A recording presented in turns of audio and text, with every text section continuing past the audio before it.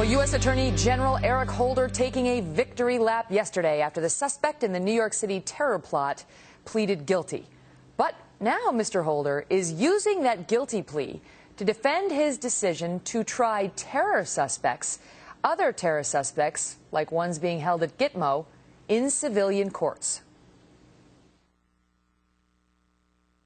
In this case, the combined efforts of the law enforcement and intelligence communities disrupted a major plot, and there is no doubt that American lives were saved. This investigation is ongoing, and we will continue to work around the clock, both to bring others involved to justice and to obtain intelligence that we can use to disrupt further plots. Well, that wasn't the right soundbite. There was more, much more. The Attorney General went on and on about how he believes that this justifies the general approach by the Department of Justice to the war on terror. So, is he right? Does this case vindicate Mr. Holder's approach to these terror trials? Jennifer Miller-Wise-Dyke is a Republican strategist and former spokeswoman for George W. Bush, and Bernard Whitman is a former pollster for Bill Clinton. Afternoon, panel. Hello there.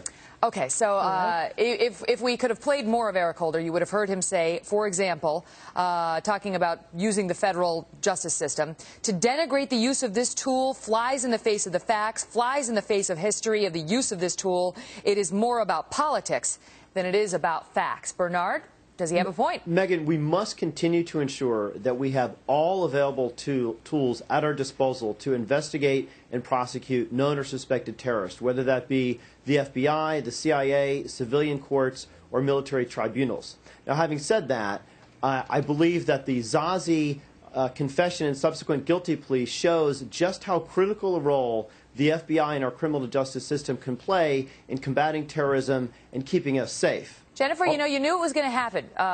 This guy Zazi agreed to plead guilty, and the Department of Justice said, look, the federal criminal justice system works. Look what that's the system this guy went through, and this is further justification for our decision to try people like KSM or Abdul Muttalib in that same system.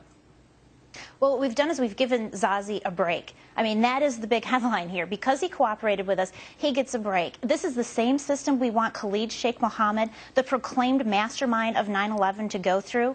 There are more contradictions with this administration when it comes to how to handle these kinds of cases than I can possibly count. Let's take, for example, the fact that you have everyone from the president on down saying Khalid Sheikh Mohammed, if he goes through the criminal justice system and he's acquitted, if that were to happen, oh, well, we'd find a different way to make sure he was guilty. I mean, this is just insane. We are throwing tactics at this situation without any sort of an overarching policy to guide the kinds of decisions that this administration needs to make when it comes to how to handle these individuals. Bernard, the Republicans, some of them have already come out fighting in response to Eric Holder's claim. This from Lamar Smith, a Republican out of Texas. He says, comparing the prosecution of Zazi, a legal permanent resident of the United States, to Khalid Sheikh Mohammed, who was engaged in an act of war against the U.S. by plotting the mass murder of Americans on 9/11, is misleading at best, he says. Fair point?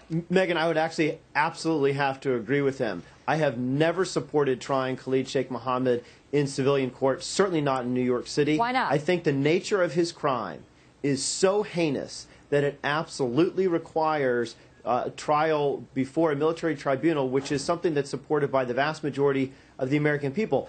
But I don't believe that the decision on whether to try known or suspected terrorists should be made by the United States Congress. It should be made by national security experts in conjunction with law enforcement, the Justice Department, and our intelligence agencies. And so I think the bill being sponsored in Congress right now by Lindsey Graham to wholeheartedly foreclose the opportunity to use civilian courts to try known terrorists, I think that's wrongheaded. I think we need to rely on the experts to make these decisions, not a bunch of political windbags. And that's what Holder was saying, Jennifer. Mr. Holder came out and said, look, don't deprive us of our tools that we need to fight this war, referring to the Lindsey Graham bill that would deprive them of the ability to try these terrorists in civilian courts. He's saying it's a good weapon. And I have to tell you, I've mentioned this before in this program, at least 2 lawyers under the Bush administration have come out with an op-ed saying he's right. We're not saying use the civilian courts in every instance, but they're a very, very good option, and you shouldn't take it away. Your response?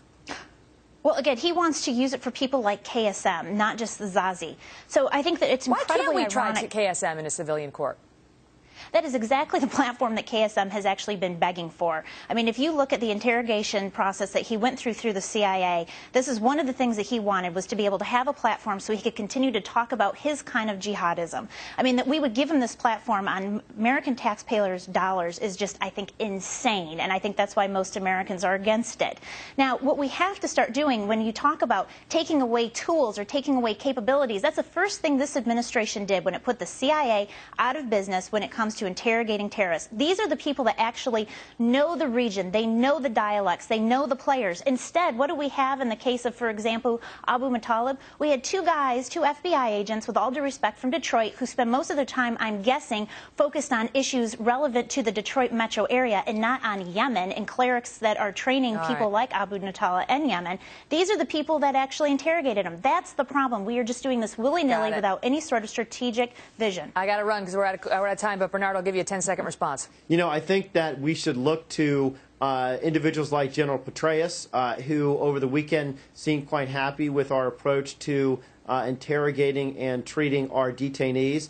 And the Zazi confession and conviction and guilty plea shows that, in fact, when we approach this in a systematic way, which I believe we actually are, we do get real results. Got it. Got to let you go. Jennifer, did you have your baby?